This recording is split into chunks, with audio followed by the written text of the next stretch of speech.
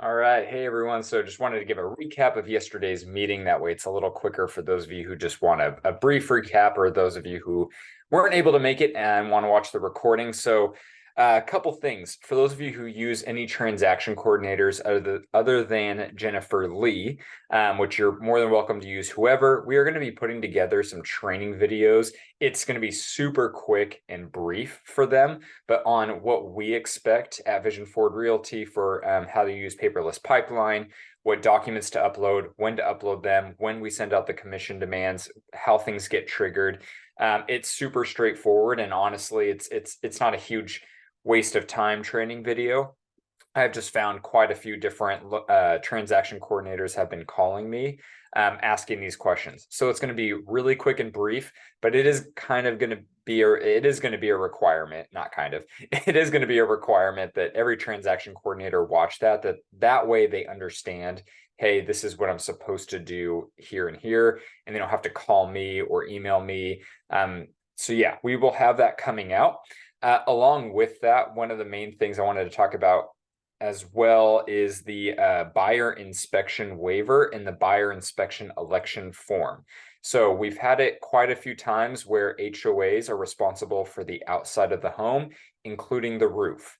And if you pay for a pest inspection, really they're checking for rotted wood around the outside, sometimes inside the house, and they're checking for leaks. But typically it's hard to recommend to our client, hey, pay for a pest inspection when the HOA is responsible for the outside and all the rotted wood outside. Pay for a roof inspection when, once again, the HOA is responsible for the outside. Keep in mind that if they do the inspection, they find repairs needed, they could always request it. But, right, I don't know if I'd pay for a whole inspection. So in those circumstances, we're not going to require a buyer inspection waiver, because it's saying that they are going against the recommendations of the broker by not having those inspections. When for most of us, we could sit down with our client and say, I mean, it's up to you, but I don't, I don't really see why you would want to pay for those inspections. So we'd rather you have a buyer inspection election form. That way, at least you're disclosing to your clients, here are the inspections you can have, and they are manually selecting which ones they want to have. Now, if someone chooses not to have any inspections at all, and there were no inspections done by the seller, key point there, no inspections done by the seller, then we are going to require that they do a buyer inspection waiver. If this is a regular home and they are just doing a home inspection, no roof and no pest inspection, and there's no HOA responsible for the outside or the roof, they need to sign a buyer inspection waiver saying that they are going against the recommendations of the broker by not having these inspections. Now, if a seller has already paid for those inspections recently, not they bought the house last year and they're using those inspection reports. No. They paid for the home, roof, pest, whatever it is.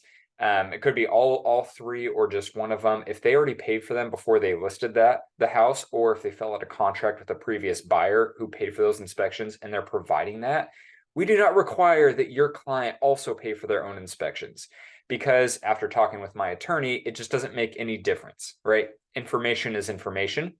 You can still have them sign a buyer inspection election form, but they're still using the findings of an inspection. So talking way too much about that, but if you have any questions about that, please let me know. It's just a constant problem we're kind of seeing. One of the other main things I wanted to, or that I did share with everyone, is how to get free leads.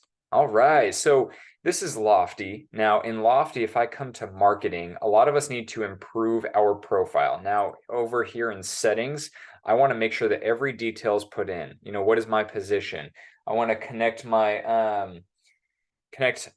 MLS agent ID, whether you're in San Diego or you're using MetroList up here. Company name, sure, company address, more info if you have another website. Make sure that your email signature, because most of you have like your license number and the phone number, but then you have these icons, but nothing is next to them. So just make sure that you edit this so that your email signature looks good, because this is what goes out to your clients. Apply the signature to all outgoing mail. Next is you always want to come over here to integrations and make sure you connect your Gmail account. If you do have Outlook, you could connect that as well. This is probably one of the most important things. Otherwise, your email will go to spam. So that's one of the main ones. Marketing is the next big thing of how to get free leads. So one, you guys can all create, we're working on boosting our SEO organically, which just means we're going to get a lot more organic leads. In order to do that, it's really important that you guys create different landing pages and really spend some time working on your own subdomain website of our website. If you own your own website, you can always come, I think if I click websites, it'll guide you to link your own domain. I do believe it's an extra $40 a month, but Lofty here, I mean, it's almost like paying for HubSpot, but this is cheaper. And it does a lot more stuff that we've already integrated with it. So a lot of email drip campaigns, text AI features where AI can help assist you in different areas. It's all part of Lofty. So if you have your own website, that's totally fine. Keep your website, but at least you can link the domain. So any leads that register there can come here and get set up on different campaigns. They have different automation for tasks as well. Now, with most of you though, with your subdomain, you can go through and you can create all kinds of landing pages. Now, keep in mind the way search engine optimization works is when someone searches something, Google, Bing, whatever the search engine, it wants to provide the most relevant content for, based on what that person's searching. So if I type out how to buy a home with no money down, it's going to if there's an article that says how to buy a home with no money down, it's going to immediately put that up first versus something that says down payment assistance program, click here, right? Because that's not super relevant, but if there was no article that said how to buy a home with no money down, right, it's going to direct them to something else that it thinks might be relevant.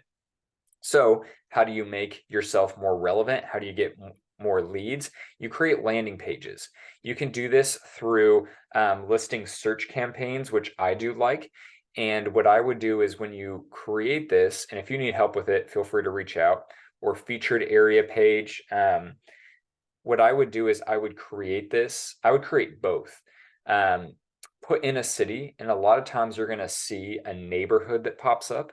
And when you select that neighborhood, anyone who searches for homes specifically in that neighborhood, which does happen, Chase Chow has gotten free leads. Donnell Hall got a free lead that came in through our website. That one, because I created, there's one subdivision that pops up in San Diego, and of course that person was searching specifically for homes there. But I just keep creating landing pages. I also connect this with every single one of my social media accounts, not just the listing search, but just my subdomain, because it also tells Google that this site is being recommended in multiple other spots. So it is a credible and relative site, right? And the more people that click on your site, the better. Like if I was you, I would come over here. There's a way that you can create a custom landing page or even on your landing page, and you can set it up so that people come and leave you a review on your website versus on Zillow. I still think it's good to do it on Zillow for sure. But what's nice when they do it on your own website is they go to your website. And the more people that go to your website, the more the search engines believe that you have, and when people do it organically versus a paid lead, the search engines believe that your website is more relative than the others. So I create all kinds of landing pages, right? This is our main one about our brokerage, and you can come over here and you can see the different insights. So 71 views. I don't even know the foot traffic, I guess is what the little foot icon means, right? And then of course, there's going to be call to actions that you're going to put on your website. So one of the other main things that I was wanting to share with everyone, along with those landing pages, is creating blog posts. So let me click into it. Now, I just upgraded it the other day, yesterday when we had this meeting. Some of you weren't able to get access to this, so I believe everyone should. If not, I have a call with Lofty anyway, where you all can create AI blog posts, or you can create your own manual blog post. You can do it about featured listings, or you can do it just a general blog post. Now, here's the main thing I want to point out to everyone. We are the realtors are the fun part of the home buying process, right? This is one of the things I've talked a lot about in the past is people always want to do a first-time home buyer seminar because they think, oh, I want to help first-time home buyers understand the home buying process. Typically, you don't get anyone that comes. Why? Because people like to take the fun approach, right? They want to go and they want to see the house and then be educated while they're looking at the house as to what the process looks like. Sure, sometimes you can get people to come, and I think that's great. You should definitely create some blog posts with information. And whenever you create a blog post, I always think of it as, what would someone type in a search bar about, what would they be searching for, right? One of the main things is I think a lot of loan officers are able to get a lot of free leads when they do this, because most of the time when consumers are searching for something, they're searching for information about loans, right? They're trying to understand, they hear on the news about down payment assistance, right? We get people all the time that randomly are like, I want a USDA loan. Like, why? Are you looking out in the country? Because there's a lot of nuances with USDA. It's not as great as you might think it is, right? But you can create those articles and those talking points. We are coming out with, Mary and I, or anyone who works at Purpose Home Loans, we are coming out with all kinds of marketing for you all. You can put together blog posts about the 1% down program. Or you could say it's a free $4,000 grant for first-time home buyers, or if you haven't bought, I think within a certain time frame, and you're below a certain income level, but don't worry about stuff like that. Things like fix and flip loans, a bridge loan, so someone can buy before they sell and not have to spend any extra money, right? Things like a 1.0 buy down. How does someone get 1% less than their qualifying rate, or the rate that they're talking to with someone else, where either the seller can pay for it or the lender can pay for it? And how do they get a free appraisal, right? We're going to come out with all these types of things, but it's definitely stuff that you can always put in here. You can have AI write it, right? If I click, I don't even know if it's going to show because Zoom has errors a lot. But I can have AI write it if I put bullet points. I always want to make sure I reread it, or I can write it myself. I like to use the AI versus writing it myself. But this is an easy way. And then it does direct you to go in and add SEO text, right? When Google is polling this blog post, what is this article about? And so the more stuff you put in that SEO part, the better. And Nick and I are going to be working a lot more to develop this with everyone's blogs, and we're going to help on the back end really improve it.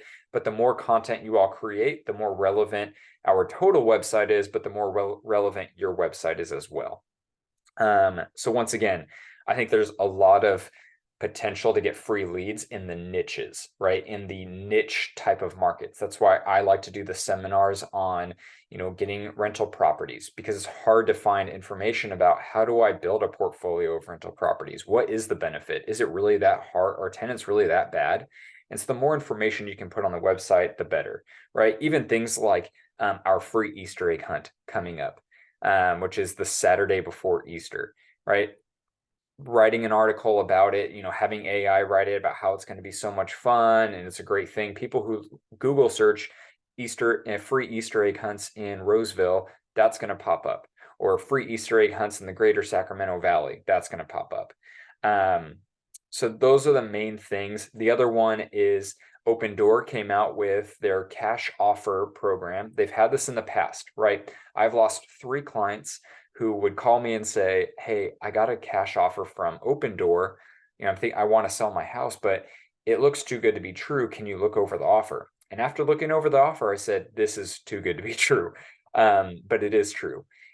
What they were doing is they were trying to buy up all of the inventory as a buy and hold method. I'm not going to waste any time explaining this all, but essentially what they were writing offers. They tag on a ton of fees, but even after all the fees, I looked at these 3 houses and I said, listen, even after all the fees that they're charging you, what you're going to net is more than what I think you could sell your house for. Just being brutally honest, I would take this and run and, just hope they don't. I mean, worst case scenario, they cancel, you get to take their initial deposit because they said it's non-refundable. So that's worst case. So I lost those 3 clients. I didn't get anything from it other than they really trusted me, of course. One of them did use me to purchase later. But Open Door is now offering a 1% commission. So you need to go on, click the link that I had provided in an email the other day. I think it was Monday or Tuesday. And you want to create an account, and then you want to put in any of your clients' addresses who might be interested. But what's nice is this is a talking point. So I would advertise this by saying, hey, do you want a full cash, or do you want a cash offer for your house, with no contingencies? And that way it's just easy. And someone says, yeah, depending on how much it is. Well, yeah, how about I mean, it's no stress to you. I'll get the cash offer together. I'll show it to you. They allow me to still represent you, and they actually pay me 1% of the commission, or they pay me a commission.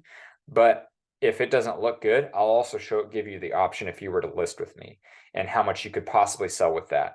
I've known a lot of realtors who do that.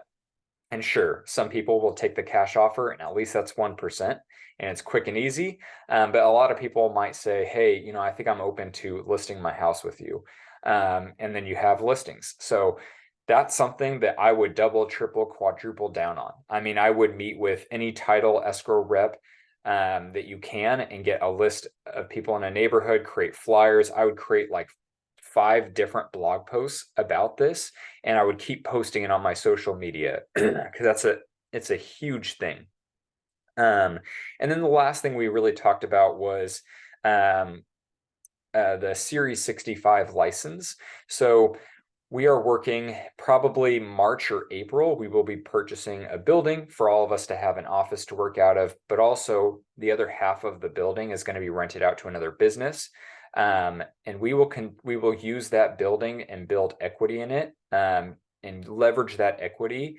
And the fact that we have experience, the fact that our Vision Forward Realty has income coming in, Vision Forward Realty has money down, Vision Forward Realty has great credit, and we will use all of those 4 things to purchase more buildings. We will then open those up as investment opportunities for you all to build wealth yourself. So if anyone wants to invest money, we'll have more information about how much equity you will get based on whatever amount that you want to put in and invest in the property, because you're going to get equity, which also means at the end of every quarter, I believe, you'll get an owner draw. It depends on how we set it up.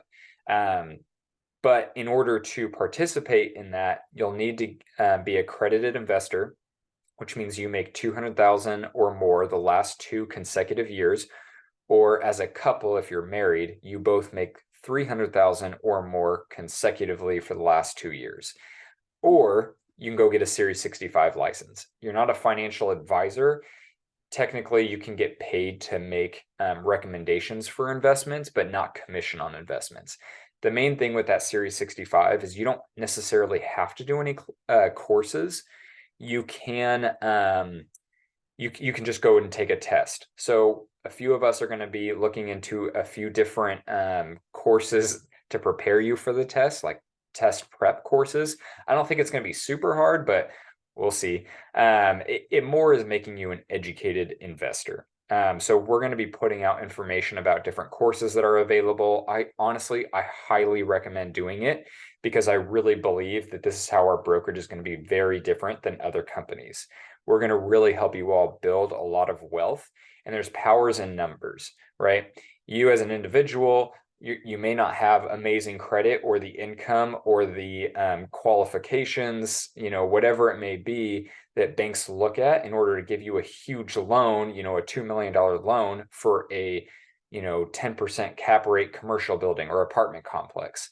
But as a brokerage, we are able to do that because we'll have the income, we have the credit, we have the experience with property management, and with already owning another building. Plus, we're able to pull more money ourselves, either from the buildings we already own and basically doing using the equity to buy more buildings. Right? We have more ways that we can kind of help you also acquire these buildings. And so I think it's going to be huge. I'm going to be putting out information about the classes. Please let me know if you guys have any questions about anything that I just shared. So thank you so much for listening, and I will see you all later.